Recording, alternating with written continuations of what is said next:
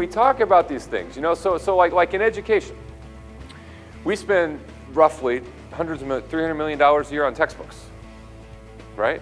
Now, I asked the question, why do we have textbooks? If my 2-year-old can not only unlock my iPhone, but my 2-year-old can open my computer, my Mac, he can pull up the internet and he can start matching his letters on the alphabet game in 2 different languages. He's 2. That's a kid that's going to learn through interactive, through video, through audio, right? And I'm not anti-book, right? I love books, so don't send me any emails. Books are fine. But hundreds of millions of dollars a year on textbooks that we rebuy over and over and over again when history shouldn't change. Why are we buying new history books? So how do we move into the world and really engage kids more? And then secondarily, if you care about the digital divide and the fact that my kid, and I'm going to venture most of yours, are going to have access to a computer. What about the kids that don't? Right? What about the kids that don't? They don't have a computer at home. They don't have wireless. You know, they don't go to Starbucks and log in on the hotspot. Right? For what we spend on textbooks, we could give every kid in California a Mac.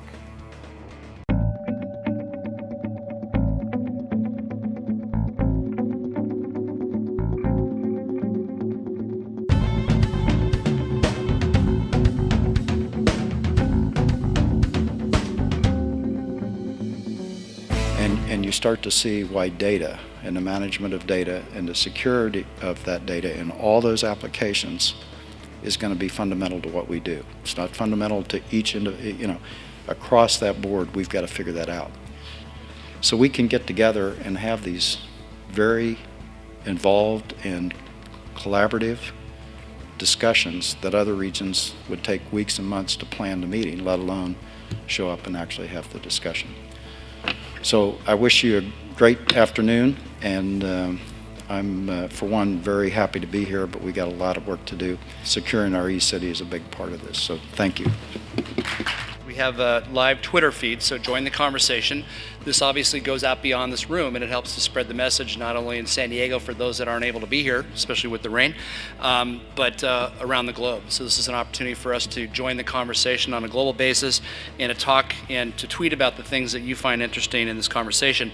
All you need to do if you have your mobile device is take that out, whatever your Twitter technology is, go to that and just add at the end of that hashtag, which is the number sign, SOEC, and that'll pop up on the screen here so you can be part of the dialogue. How many of you have a 2 or 3 or 4-year-old that's actually playing with one of these? Because I've heard that happen. You know, there's now kids, you know, that's instead of reaching for the bottle, they're reaching for mom or dad's iPad. But I think that, you know, when I look at my 16-year-old son and my 15-year-old daughter, they're the ones that are kind of in the vulnerable middle. I think that the generation coming up behind that is now being, you know, enlightened about what some of the online risks are. So I'd really encourage you to make sure that you're coaching your kids on that, that there is a digital record that will follow them around for eternity. You know, a few years back, I saw a bunch of my colleagues from our IT department at a security show, and they were grinning ear to ear. And I'm like, what are you guys so happy about? And they're like, look at all this great new stuff we got. We're going to lock down the network and this and that. I go, guys, I got perfect security for you. I said, go into our offices, go to each of the desk of our 200 employees, and just remove the keyboards. It's perfect security.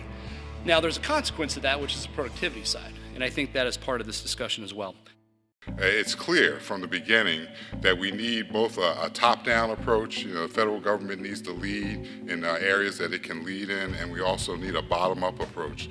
It really affects the entire country, and the only way you're going to be able to do that is to get as many people, organizations, institutions as possible involved and on the same page.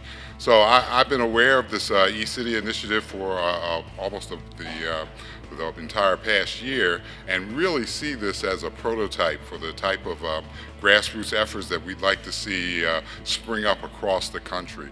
I was at Gallaudet University last week, where ESET was holding another workshop on this topic, and they actually saw the beginnings of collaborations between this city and San Antonio, counties in Maryland. It's really starting to catch on fire, and I think that's really commendable to the people in this room that have been doing such hard work to make that happen. So you should give yourselves a round of applause for that. And then the whole workforce issue, what's the pipeline look like? Certainly the federal government is intensely interested in the pipeline of people that are going to work for federal agencies, but as is well known, some 80–85% of the critical infrastructure in this country is controlled and operated by the private sector. So if you're really going to do something meaningful in this space, you have to include the entire country to make that happen.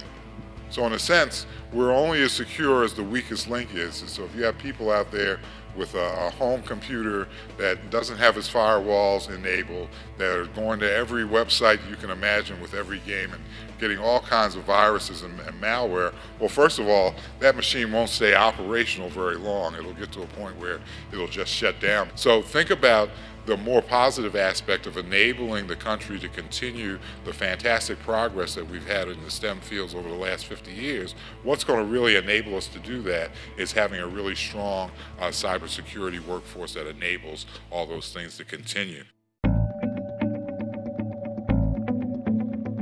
You must safeguard a consumer's privacy, and that is to respect their privacy by, if you are conducting any kind of e-commerce, you have to agree to disclose on your website what information you collect, with whom it is shared, how it can be corrected, how it is secured, how policy changes will be communicated, and how to address concerns over the misuse of personal data. We also require that you secure sensitive data and that you honor consumer preferences.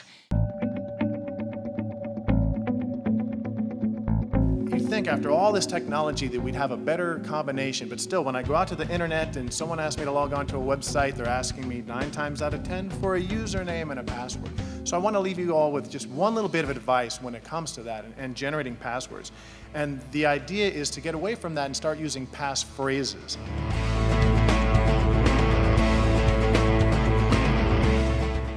Everybody needs to stand up. Okay, we're going to do a little exercise.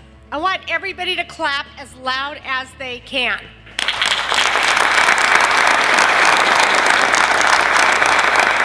Okay, now you can sit down. That was the kind of introduction I wanted for this great panel that we have here today. Thank you. The group of kids who are out there who are quite savvy about using the internet, in fact, feel absolutely invulnerable and have grown up in a world in which they are comfortable getting anything for free.